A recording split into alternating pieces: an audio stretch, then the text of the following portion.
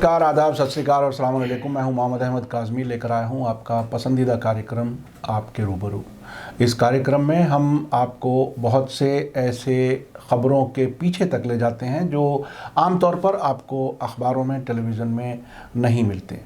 अभी हाल ही में supreme court ने किसान आंदोलन पर एक फ़ैसला दिया। उसमें एक कमेटी बनाई 4 लोगों की, 4 में से एक छोड़ करके चले गए। उन्होंने कह दिया, यानी जो इंसान अब से पहले किसान जो कृषि कानून हैं उनको सपोर्ट कर रहा था, अब उसे ऐसा लगा कि नहीं, उसे किसानों के साथ जाना है।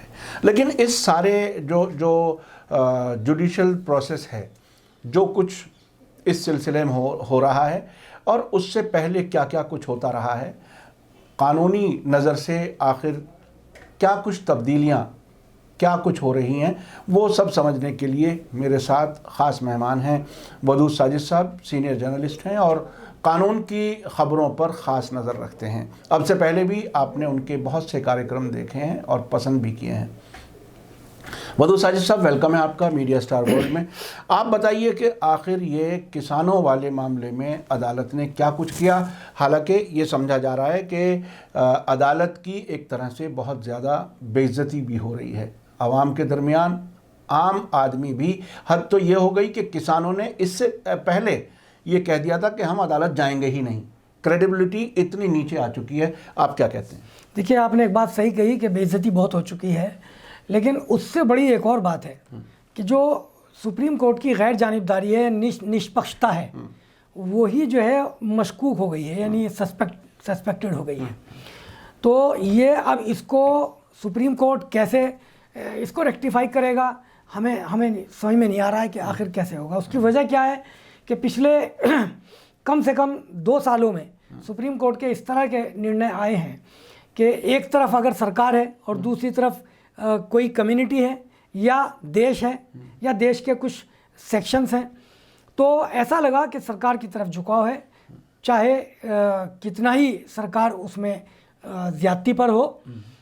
तो अब ये जो ताज़ा मामला आपने बताया है, देखिए मैं एक चीज़ बहुत क्लियर कर दूं कि आज़ाद हिंदुस्तान की तारीख़ में, यानी इंडिपेंडेंट इंडिया में, ऐसा बहुत कम हुआ है कि सुप्रीम कोर्ट ने पार्लियामेंट के बनाए हुए किसी कानून को स्टे कर दिया हो या उसके एग्जीक्यूशन को स्टे कर दिया हो। ये मुश्किल से 1-2 बार हुआ है और ये इसलिए नहीं हो सकता कि कानून बनाना पार्लियामेंट का इख्तियार है। कानून को स्टे करना पार्लियामेंट का इख्तियार, सुप्रीम कोर्ट का इख्तियार नहीं है, बल्कि सुप्रीम कोर्ट का काम ये है कि अगर कुछ सेक्शंस या कुछ लोग या कुछ पार्टियां उस पर अपनी बेचैनी का इजहार करें और ये कहें कि ये कॉन्स्टिट्यूशन के ख़िलाफ़ है या कुछ सेक्शंस को वायलेट करती है या ह्यूमन राइट्स को वायलेट करता है ये कानून, तो सुप्रीम कोर्ट का काम ये है कि उसका जायज़ा ले, विश्लेषण करे, उसका ऑब्जर्वेशन करे और अगर ये पाए कि हाँ कुछ सेक्शंस की या कॉन्स्टिट्यूशन की खिलाफ वर्जी की गई है कानून बनाने में, तो उस कानून को स्ट्राइक डाउन कर दे। जैसे कि बहुत सारी मिसालें हैं, NGAC किया, जिसमें खुद सुप्रीम कोर्ट पे जद पड़ रही थी। NGAC क्या है? National judicial appointment commission. जी। यानी जिसमें जजों, सरकार ने शुरू में जब किया था, जजों की तकर्रुरी यानी उनके अपॉइंटमेंट। हाँ, वो बिल्कुल ऐसा लगता था कि इस हुकूमत की तरफ से जुडिशरी पर पहला वार वही था 2014 के अपॉइंटमेंट और ट्रांसफ़र और जितने भी, उन सब में गवर्नमेंट का इख्तियार होगा, जुडिशरी का नहीं होगा। आजकल क्या होता है कि जुडिशरी का इख्तियार है पूरा, चूँकि एक कॉलेजियम बना हुआ है, सुप्रीम कोर्ट का कॉलेजियम बना हुआ है जो सुप्रीम कोर्ट के जजों की तकर्रुरी करती है और एक दूसरा कॉलेजियम है जो हाई कोर्ट्स के जजों की तकर्रुरी करती है। उसमें सरकार का कोई हाथ नहीं है जी। तो अब मैं आगे चलता हूँ। ये जो लेटेस्ट मामला हुआ है, इसमें ये समझा जा रहा है, किसान भी यही समझ रहे हैं और जितनी दूसरी पार्टियां हैं वो यही समझ रही हैं। पार्टियों से मुराद पॉलिटिकल पार्टीज़ नहीं हैं, बल्कि पार्टियों से मुराद वो हैं कि जो इन 3 कृषि कानूनों के खिलाफ हैं जी और जो इन्हें किसानों के हित में नहीं समझते, खास तौर पे जो किसान ऑर्गेनाइजेशंस हैं जो प्रोटेस्ट कर रहे हैं। अच्छा, यहाँ ये समझना ज़रूरी है कि किसानों की जो 40 रिप्रेजेंटेटिव हैं जो जा के सरकार से बात करते हैं, जो 9 दौर की वार्ता हो चुकी है जिस वक्त हम आपसे बात कर रहे हैं, ये जो 40 रिप्रेजेंटेटिव हैं ये दरअसल 450 किसानों की ऑर्गेनाइजेशन के रिप्रेजेंटेटिव हैं। 450 किसानों की ऑर्गेनाइजेशन का एक कन्फेडरेशन है जिसको ऑल इंडिया किसान संघर्ष समिति कहा जाता है। जी जी। तो ये 40 के 40 उसके नुमाइंदे हैं। अब इन 450 से आपने बात नहीं की, इन 450 को आप कह रहे हैं ये किसान ही नहीं है, इन 450 को आप कह रहे हैं इनमें खालिस्तानी घुस गए हैं, इनमें उपद्रवी घुस गए हैं, और आप कह रहे हैं कि किसानों की बड़ी संख्या जो है इन कानूनों को जो है अच्छा बताती है। सवाल यह है कि उन किसान ऑर्गेनाइजेशन के नाम आप आज तक नहीं बता सके जी जी जी। कि वो कौन है। राकेश टिकैत, जिसको समझा जाता है कि वो, जिस पर कोई भरोसा नहीं किया जाता और समझा जाता है कि वो बीजेपी का आदमी है, वो तक बीजेपी हुकूमत से सवाल कर रहा है कि ये जो किसान संगठन है जो आपसे आकर बात करते हैं, जो आपको अपनी सपोर्ट देते हैं, इनके टेंट कहाँ लगे हैं ज़रा ये बता दो। और वो बार बार ये कहते हैं कि हाँ, हमें टेंट पॉइंट आउट कर दो कि ये लगे हुए हैं, हम उनसे रिक्वेस्ट कर लेंगे कि अपने टेंट उखाड़ कर ले जाओ। तो उसके बावजूद सुप्रीम कोर्ट में किसान नहीं गए। कौन गया? सुप्रीम कोर्ट में 3-4 एंटिटीज़ गई हैं। एक नाम निहाद किस्म के स्टूडेंट गए हैं, भला स्टूडेंट को इससे क्या गरज है, और एक वकील गया है, और 2 डिफरेंट पार्टियां गई हैं। इन चारों ने जाकर किसी ने ये कहा कि साहब इनको हटाइए, सड़क जाम हो रही है, हमारे ह्यूमन राइट्स जो हैं वो इफ़ेक्ट हो रहे हैं। उनमें से एक ने ये कहा कि साहब हुकूमत से कहिए कि किसानों से बात करें, तो बात तो चली रही है। एक ने ये कहा कि साहब किसानों से कहिए कि यहाँ से उठ जाएं। एक ने ये कहा कि साहब आप सरकार को मजबूर करिए और ये जो कानून है इनकी समीक्षा कीजिए। तो आप ये देखिए कि ये जो चारों प्रेयर्स थी, इनमें से किसी प्रेयर पे कोई गौर नहीं किया, बल्कि सरकार, सुप्रीम कोर्ट क्या कह रही है कि ये बूढ़े क्यों बैठे हैं, ये औरतें क्यों बैठी हैं प्रोटेस्ट में, बच्चे क्यों बैठे हैं, इनको कहिए ये ले जाएं यहाँ से। ये इसलिए बैठे हैं कि गाँवों में तो आजकल 80-80 और 90-90 साल के बूढ़े खेती करते हैं। जी जी बिल्कुल। और किसी की औलाद नहीं है तो वो कर रहे हैं। तो ये वो लोग हैं। सुप्रीम कोर्ट ने जितनी भी, अच्छा वैसे भी कानूनी पाबंदी थोड़ी है क्या, इस उम्र तक कर सकते हैं, इस उम्र तक नहीं कर सकते। तो सुप्रीम कोर्ट ने जो भी कुछ किया वो लगता है कि उसके दायरे इख्तियार में नहीं था। मिसाल के तौर पर स्टे दे दिया। अब मैं आपसे यहाँ एक बात कहना चाहता हूँ, फिर मैं वापस चलूँगा, जो मुझे कुछ और बताना है। अटॉर्नी जनरल जो देश में सबसे बड़ा लॉ ऑफिसर होता है, पहले नंबर का, और वो सरकार की नुमाइंदगी भी करता है। हालांकि सरकार का नुमाइंदा जो होता है वो सॉलिसिटर जनरल होता है और वो दूसरे नंबर का ऑफिसर होता है, लेकिन जो पहले नंबर का ऑफिसर है वो है अटॉर्नी जनरल। अब अटॉर्नी जनरल साहब ये कह रहे हैं सुप्रीम कोर्ट से कि साहब आप स्टे मत करिए और जल्दबाजी में मत करिए, और ये बहुत ही ड्रेस्टिक कदम होगा और आपको स्टे करने का कोई अधिकार नहीं है। नहीं, सुप्रीम कोर्ट से कह रहे हैं। और ये भी कह रहे हैं कि स्टे करना कानून को रोकने ही जैसा है, एग्जीक्यूशन को रोकना कानून को रोकने जैसा है। मगर सुप्रीम कोर्ट ने उसके बावजूद स्टे कर दिया। तो यही बात अटॉर्नी जनरल ने उस वक्त कही थी जब CAA के ख़िलाफ़ सुप्रीम कोर्ट में पटिशन्स आई थी कि साहब आप स्टे मत कीजिए एग्जीक्यूशन पर, चूँकि एग्जीक्यूशन पर स्टे करना जो है वो कानून को रोकने जैसा है और कानून को रोकने का इख्तियार सुप्रीम कोर्ट को नहीं है। हाँ, कानून को ये इख्तियार है कि उसकी तमाम डिटेल्ड समीक्षा करके और हर पार्टी को सुन के इस नतीजे पर पहुँचे कि ये जो कानून है वो कॉन्स्टिट्यूशन के ख़िलाफ़ है और उसको स्ट्राइक डाउन कर दे, यानी ख़त्म कर दे बिल्कुल। तो ख़त्म करने की पावर है, स्टे करने की पावर नहीं है। तो आपने CAA के ख़िलाफ़ तो अटॉर्नी जनरल की बात मान ली कि हाँ स्टे करना कानून को रोकने जैसा है, लेकिन यहाँ आपने अटॉर्नी जनरल की बात नहीं मानी और स्टे कर दिया और सरकार को सख्त सुनाई।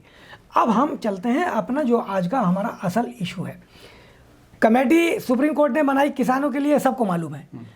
उस कमेटी में 4 रिप्रेजेंटेटिव हैं, चारों के चारों वो हैं जो सरकार की हिमायत करते हैं और इसकी मुखालफत करते हैं किसानों की। अच्छा, कमाल ये है कि सुप्रीम कोर्ट जी ये नहीं देख रही कि हम जो एक कमेटी बना रहे हैं वो कम से कम दिखने में न्यूट्रल नजर आए जी। तो अदालत के मानी क्या रहे?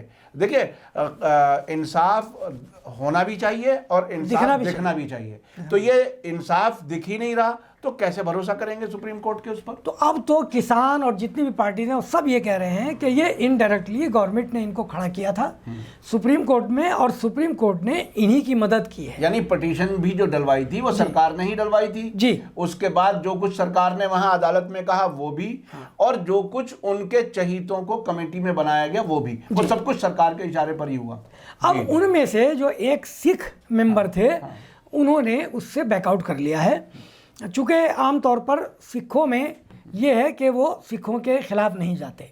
तो ये एक बहुत बड़ी बात है कि वो तो कमेटी अब टूट फूट गई है। जी। और किसान पहले ही कह चुके हैं कि हम जब सरकार से डायरेक्ट बात कर रहे हैं तो हम कमेटी से क्यों बात करें। अच्छा, मुझे एक बात याद आती है, टिकैत ने एक बार बात कही थी कि कुछ किसान हैं जो सरकार के कानून को सपोर्ट कर रहे हैं, तो उन्होंने ये कहा कि देखिए, ये जितने भी हैं इनमें से कोई भी जो भी सरकार के कानून को मान लेगा वो अपने गांव में एंटर नहीं कर सकेगा। जी। गांव के लोग उसको घुसने नहीं देंगे खुद। तो ये जो 4 मेंबर्स हैं इन्हें भी तो अपना आखिर नजर आ रहा होगा कि आखिर हम सरकार के साथ जाकर के या किसानों के खिलाफ जाकर के हमारा क्या अंजाम होगा।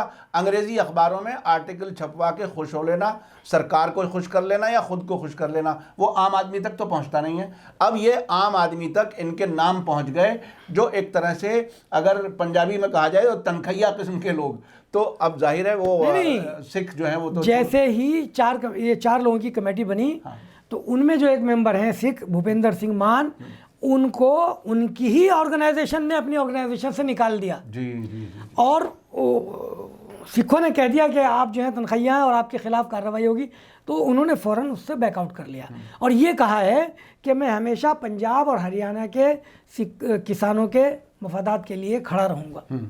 तो बहरहाल अब हम देखिए आगे चलते हैं, हमें सुप्रीम कोर्ट से जो शिकायत है उस पर हम बात करेंगे। किसानों वाले मुद्दे पे अब हमें ज़्यादा बात नहीं करनी, वो आप सबके सामने है। देखिए, सबको मालूम है कि 17 दिसंबर 2019 को पार्लियामेंट ने एक कानून पास किया, उसका नाम है CAA। और इसमें क्या है मैं समझा दूं आपको बुनियादी तौर पर। यह दरअसल 1954 का एक एक्ट है जो सिटीजनशिप से डील करता है कि जब आपको सिटीजनशिप चाहिए तो किसको सिटीजनशिप दी जाएगी, जिसको 14 साल हिंदुस्तान में रहते हुए हो जाएं और उसको ये बताना पड़ेगा कि मेरे ऊपर मेरे मुल्क में जुल्म होता है। तो अब यहाँ ये जनरल था एक कानून 1954 का, इसमें हिंदू मुसलमान सिख ईसाई कोई भी आ जाए, इसमें अमेंडमेंट करके CAA बनाया गया है। और इसमें यह कह दिया गया है कि 3 कंट्री से यानी अफ़गानिस्तान, पाकिस्तान, बांग्लादेश से 6 मज़हबों का कोई भी आदमी आएगा उसको हम सिटीजनशिप देंगे। वो 6 मज़हब कौन से हैं? मुसलमान के अलावा सब हैं, हिंदू, बुद्धिस्ट, जैन और क्रिश्चियनिटी और पारसी ये और सिख, ये 6 मज़हब 6 धर्मों का कोई भी सिटीज़न इन 3 कंट्री से आएगा और आके ये कहेगा कि मेरे ऊपर वहाँ जुल्म हो रहा है, उसको इमीडिएटली बग़ैर इसके कि वो ये साबित करे कि जुल्म कैसे हो रहा है। और वो 14 साल भी रहा है या नहीं ना, 5 साल वो कोई कंडीशन, और 5 साल की भी कंडीशन नहीं है। वो 5 दिन ही हुआ हो, आके ये बता दे कि मैं अगर वापस गया तो मुझे मार देंगे, तो आप उसको दे देंगे। मुसलमान आएगा तो आप उसको नहीं देंगे। अच्छा, मुसलमान भी तो और मुसलमान यहाँ रहता हुआ होगा, उसको बाहर जाना पड़ेगा, चूँकि NRC ला रहे हैं। तो NRC और CAA को जब जोड़ के देखते हैं तो ये इंतहाई ख़तरनाक है, पर्टिकुलरली एक ख़ास फ़िरक़े के लिए जो मुसलमान है। अब आगे आइए, तो 17 दिसंबर को जब ये कानून पास हुआ तो 18 दिसंबर को सुप्रीम कोर्ट में जो पहली पटिशन, यानी अगले ही दिन जो पहली पटिशन डाली गई वो इंडियन यूनियन मुस्लिम लीग ने डाली। अच्छा। पहली पटिशन, उसके बाद पटिशन पर पटिशन डलती चली गई। तो सुप्रीम कोर्ट की 3 रुकनी बेंच ने, जिसमें चीफ जस्टिस थे और 2 जज और थे। उस वक्त रंजन गोगोई थे ना? यही थे अपने। अच्छा, बोबडे साहब। नवंबर 2019 में वो रिटायर हो गए थे, रंजन गोगोई। जी। तो दिसंबर में फिर ये आ गए थे सही। एस.ए. बोबडे जो अब हैं। हाँ तो इनके तीन सदस्यीय बेंच ने कहा कि इसमें कोई अर्जेंसी भी नहीं है और हम सरकार को सुने बगैर कोई फैसला नहीं कर सकते। कितने बड़े बड़े वकील थे, मैं ज़रा आपको बताना चाहता हूँ कि जिन्होंने ये कहा कि साहब ये बहुत अर्जेंट है, इसको ज़रा आप सुन लीजिए। कपिल सिब्बल, राजीव धवन और साहब संजय हेगड़े, ये बड़े बड़े वकील, 5-6 बड़े बड़े वकील और 140 पटिशन्स। 140 एक ही इशू पर। पहली पटिशन इंडियन यूनियन मुस्लिम लीग की, उसके बाद फिर टीएमसी की मेंबर पार्लियामेंट, कांग्रेस के एक मेंबर पार्लियामेंट, इसी तरह से और डिफरेंट पार्टीज़ के लोग, डिफरेंट ऑर्गेनाइजेशंस। 140 पटिशन टोटल इस वक्त हैं सुप्रीम कोर्ट में। तो सुप्रीम कोर्ट ने ये कहा कि हम दूसरी पार्टी को सुने बगैर हम कोई फैसला नहीं कर सकते। सुप्रीम कोर्ट चीफ जस्टिस ने एक बात ज़रूर कही कि हाँ, हमें ये मालूम है कि ये जो कानून है ये हर एक के दिमाग पर छाया हुआ है और हमें इसको सुनना चाहिए, लेकिन स्टे नहीं दिया। सारे वकील कहते रहे कि हुजूर आप एग्जीक्यूशन पे पाबंदी लगा दीजिए थोड़े दिनों के लिए, 2.5 महीने के लिए लगा दीजिए, या अच्छा जब तक के लिए लगा दीजिए जब तक सरकार जवाब दे। लेकिन सुप्रीम कोर्ट ने कहा कि कोई अर्जेंसी नहीं है, एग्जीक्यूशन पे अमल नहीं करेंगे, वो पाबंदी नहीं रोकेंगे। वकीलों ने ये कहा कि इस पर एग्जीक्यूशन शुरू हो गया है, एनआरसी पर एग्जीक्यूशन शुरू हो गया है, डेटा इकट्ठा करना शुरू कर दिया गया है और उसमें एक ख़ास फ़िरका निशाने पर है, लेकिन सुप्रीम कोर्ट ने कोई स्टे नहीं दिया। आप समझ रहे हैं? उस वक्त भी अटॉर्नी जनरल ने यही बात कही थी जो अब कही, लेकिन उस वक्त अटॉर्नी जनरल की बात आपने मान ली और स्टे नहीं दिया। आज नहीं मानी और स्टे दे दिया किसानों वाले इशू पर। तो सवाल ये है, अच्छा अब मैं आपको एक और बात बताता हूँ। यूएन जो हाई कमिश्नर है इंडिया में ह्यूमन राइट्स का, जो उसने इंटरवेंशन एप्लीकेशन डाली, ये पहली बार हुआ है आज़ाद हिंदुस्तान में कि साहब आप मुझे भी पार्टी बनाइए, हमें भी पार्टी बनाइए, या यूनाइटेड नेशंस को पार्टी बनाइए और हम कोर्ट को असिस्ट करेंगे कि इसका क्या असर होगा कि आप बांग्लादेश, हिंदुस्तान, पाकिस्तान, जाहिर है ये इंटरनेशनल मामला है, दूसरे मुल्क भी उसमें इन्वॉल्व हैं, तो यूनाइटेड नेशन को आना पड़ा उसमें। तो अब आप देखिए कि हुकूमत को 4 हफ्तों का समय दिया, लेकिन हुकूमत ने जवाब नहीं दिया और 2.5 महीने में जवाब दिया और बहुत वेग सा जवाब दिया। उसके बाद 18 जनवरी को ये इशू आया सामने और सुप्रीम कोर्ट ने कह दिया कि अभी हम इस पर फिर सुनवाई करेंगे जब, और इसको हम जो है वो बड़ी बेंच को देंगे, लार्जर बेंच को। यहाँ किसानों वाला इशू आपने लार्जर बेंच को रेफर नहीं किया, यहाँ स्टे देने से इनकार नहीं किया, लेकिन सीए वाले मामले में आपने लार्जर बेंच को इशू करने की बात कर दी। और लार्जर बेंच कब बैठेगी? जब फिजिकल हियरिंग होगी।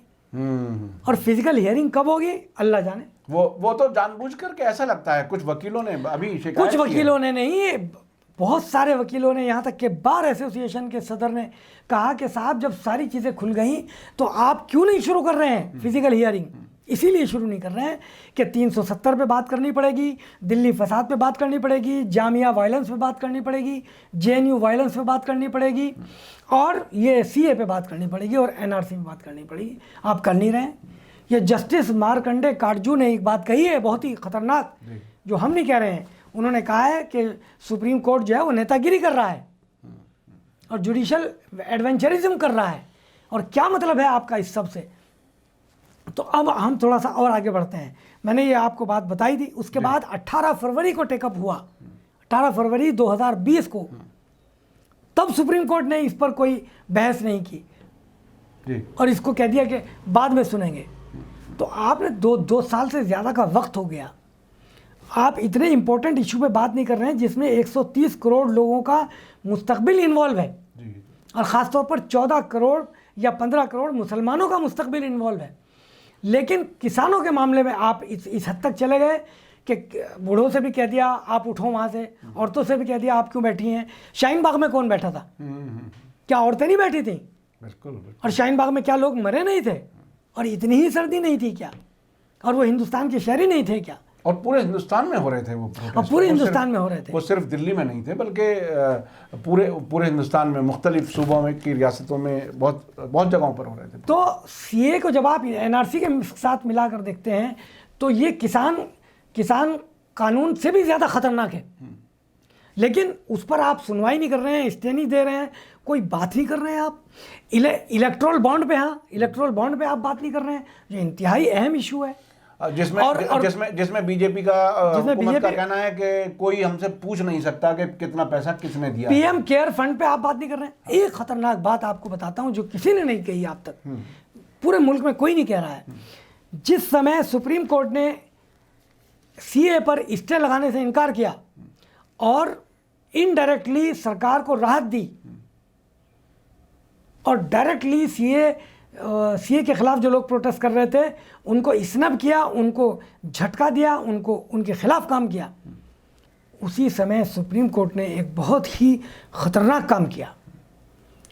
मुल्क की जितनी हाई कोर्ट थी सबको ऑर्डर दे दिया कि सीए के खिलाफ आपको कोई पटिशन टेकअप नहीं करनी है। जी जी जी, ये एक तरह से पूरे सिस्टम को, जुडिशल सिस्टम को रोक दिया गया कि उस पर कोई ना सुने।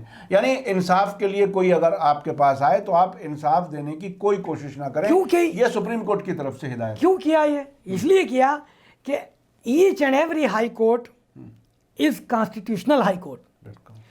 जब वो कॉन्स्टिट्यूशनल हाई कोर्ट है तो अगर मान लीजिए केरला हाई कोर्ट में, मध्य प्रदेश हाई कोर्ट में या किसी और हाई कोर्ट में, दिल्ली हाई कोर्ट में कोई पहुंच जाए कि साहब इसके खिलाफ ये जो कानून बनाया है, कोई स्टेट पहुंच जाए कि आप इसकी कॉन्स्टिट्यूशनल वैलिडिटी को जांचिए पहले आप, तो अगर किसी हाई कोर्ट ने जांच के ऐसा कर दिया और कह दिया कि ये अनकॉन्स्टिट्यूशनल है तो वो बहुत बड़ा एक मामला बन जाएगा। जी जी। आज अच्छा, आप अब से पहले भी कई बार ये बात बता चुके हैं कि सुप्रीम कोर्ट के फैसले उतने अच्छे नहीं आ रहे बल्कि ख़राब आ रहे हैं। मतलब एक तरह से जो बात आपने कहने की कोशिश की है अब से पहले भी, हाई कोर्ट से कुछ फैसले निस्बतन राहत देने वाले रहे हैं, तो शायद वो एक एटीट्यूड देखते हुए सुप्रीम कोर्ट ने हाई कोर्ट पर भी एक तरह से ब्रेक लगा दिया इस मामले में। देखिए, मैं तो आपसे अर्ज़ कर रहा हूँ कि जब सुप्रीम कोर्ट के चीफ जस्टिस के सामने 29 मई 2020 को लॉकडाउन के दौरान जब मजदूर परेशान थे, सॉलिसिटर जनरल खड़े होकर ये कह रहे हैं कि साहब इन हाई कोर्टों को रोकिए, ये कंट्री में पैरेलल गवर्नमेंट चला रही हैं। यानी गवर्नमेंट को परेशानी है इस बात से कि हाई कोर्ट्स जो हैं वो ह्यूमन राइट्स पे फैसले दे रही हैं और सरकारों को हिदायतें दे रही हैं कि मज़दूरों का ख्याल रखिए। सरकार उस पर चिढ़ रही है तो चीफ जस्टिस साहब खामोश हैं। चीफ जस्टिस को कहना चाहिए था कि ये क्या बात कर रहे हैं आप। ये उनको तो सपोर्ट कर दिया अब इसमें, अब तो सपोर्ट कर दिया कि हाई कोर्ट्स को काम ही नहीं करना है उस पर। लेकिन उसी को, अच्छा, मैं आपके प्रोग्राम में बार बार ये बात कहता रहा हूँ कि पिछले 4-5 सालों में, ख़ासतौर पर 2 सालों में ऐसा लग रहा है, और सब कह रहे हैं, मैं ही नहीं कह रहा हूँ, मार्कंडे काटजू जैसे लोग कह रहे हैं कि सुप्रीम कोर्ट से लोगों को मायूसी मिल रही है और डिफरेंट हाई कोर्ट से राहत मिल रही है। लेकिन सीएए एनआरसी मामले में वो राहत का दरवाज़ा भी बंद कर दिया गया है। बंद कर दिया। हर हाई कोर्ट को सुप्रीम कोर्ट ने 18 दिसंबर 2019 को ये हिदायत दे दी थी कि आपको सीए के ख़िलाफ़ कोई पटिशन सुनवाई नहीं करनी। अब आप देखिए कि 18 दिसंबर को एक पटिशन इंडियन यूनियन मुस्लिम लीग ने डाली, 17 दिसंबर को कानून पास हुआ, अगले ही दिन डाल दी गई। यानी कितना इंपॉर्टेंट इशू था ये। और आज जब हम और आप बात कर रहे हैं, 140 पटिशन दायर हो चुकी हैं और बहुत सारी पटिशन रजिस्ट्री के पास चली गई हैं, लेकिन चीफ जस्टिस साहब फरमा रहे हैं और रजिस्ट्री भी कह रही है कि आखिर कोई हद है, कहाँ तक जाएंगी पटिशन। तो पटिशन 500 भी हो सकती हैं, 1000 भी हो सकती हैं, लेकिन अब पटिशन पर भी पाबंदी हो गई है। यानी इंसाफ लेने ना आओ आप। तो इन 140 पटिशन्स को आप कब सुनेंगे? 2 साल आपने गुजार दिए। जी जी। तो वहाँ आपका ये रद्द अमल, यहाँ ये तर्ज अमल आपका, तो पूरे मुल्क को, पूरी दुनिया को। अच्छा, सीए के ख़िलाफ़ चूँकि यूएन भी इन्वॉल्व हो गया तो अब ये इंटरनेशनल इशू हो गया है।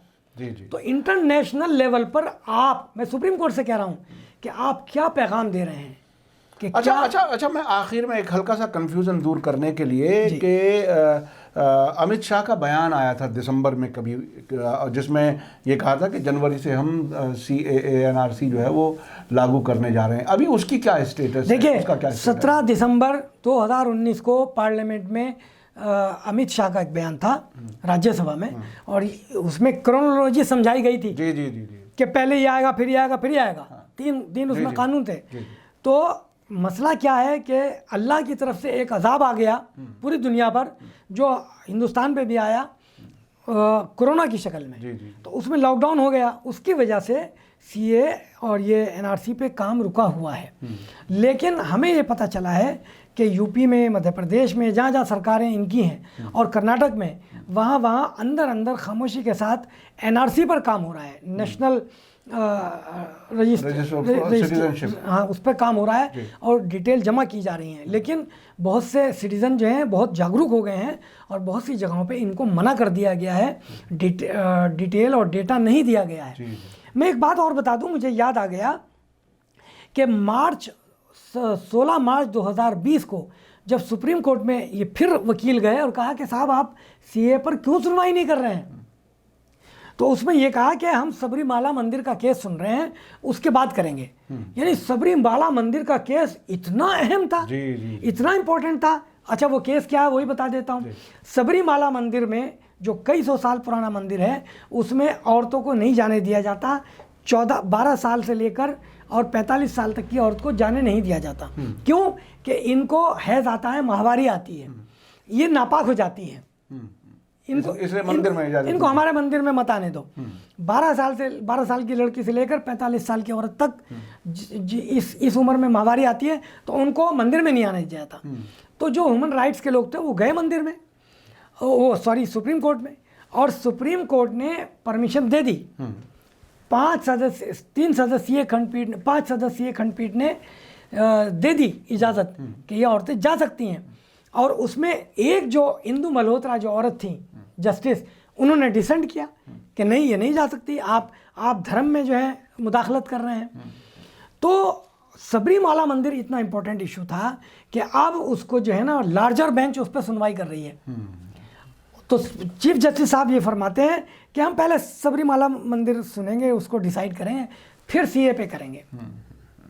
तो ये बहरहाल बहुत ही अजीब व गरीब सूरत हाल है, जो ख़ास तौर पे आपने बताया कि सुप्रीम कोर्ट ने हाई कोर्ट्स को इंस्ट्रक्शन दे दी है कि वो ये पटिशन्स ना सुने CAA NRC पर। और तो किसानों वाले में कोई भी हाई कोर्ट सुन सकती है, अगर कोई चला जाए तो हाई कोर्ट इसकी वैलिडिटी को परख सकती है, और अगर हाई कोर्ट का वो फैसला आ गया तो वो बाइंडिंग होगा जब तक कि सुप्रीम कोर्ट उसको वो ना कर दे। जी वहाँ आज़ादी छोड़ी हुई, वहाँ वो आज़ादी छोड़ी हुई है। जी बहुत बहुत शुक्रिया वदूद साजिद साहब, आपने बहुत ही तफसील से बताया, कंपैरिजन भी किया कि किस तरह से अदालतें अलग अलग इश्यूज़ पर किस तरह से बिहेव कर रही हैं, कैसे फ़ैसले दे रही हैं, और साथ साथ ये भी बताया कि आखिर CAA NRC कितना संजीदा मामला है। बहुत बड़ी तादाद के लिए शहरियत ख़तरे में आने वाली है, लेकिन उस पर अदालतें कोई फ़ैसला देना नहीं चाहती। न सिर्फ सुप्रीम कोर्ट फ़ैसला नहीं देना चाहती, बल्कि हाई कोर्ट्स पर भी पाबंदी लगा दी है। ये बहुत ही अफसोस की बात है, और पूरे मुल्क को, सभी को, इंसाफ पसंद लोगों को इस सब पर गौर करने की ज़रूरत है कि अगर जुडिशरी इस तरह से काम करेगी तो क्या डेमोक्रेसी बाकी बच पाएगी, क्या अदालतें हुकूमत के ही काम के और उन्हीं के फेवर के फ़ैसले देंगी। आखिर किस पर भरोसा करेगा कोई भी इंसान, कहाँ जाएगा इंसाफ लेने के लिए। बहुत बहुत शुक्रिया वदूद साजिद साहब, आपने वक्त दिया। हमारे दर्शक आपके प्रोग्राम को बहुत दिलचस्पी से देखते हैं, काफ़ी इन्फॉर्मेशन होती है, और मैं समझता हूँ कि इन्फॉर्मेशन ही पावर है। अगर हमें सही इन्फॉर्मेशन हो तो हम कोई सही फ़ैसला लेने की हालत में होते हैं। इसी के साथ मुझे दीजिए इजाज़त। धन्यवाद, शुक्रिया। जय भारत, जय हिंद। मीडिया स्टार वर्ल्ड के और वीडियो देखने के लिए हमारे चैनल को सब्सक्राइब करें और सीधे नोटिफिकेशन पाने के लिए बेल आइकन दबाएं। और अगर हमारी खबर सच्ची और अच्छी लगे तो अपने व्हाट्सएप, इंस्टाग्राम, फेसबुक और ट्विटर अकाउंट पर ज़रूर शेयर करें।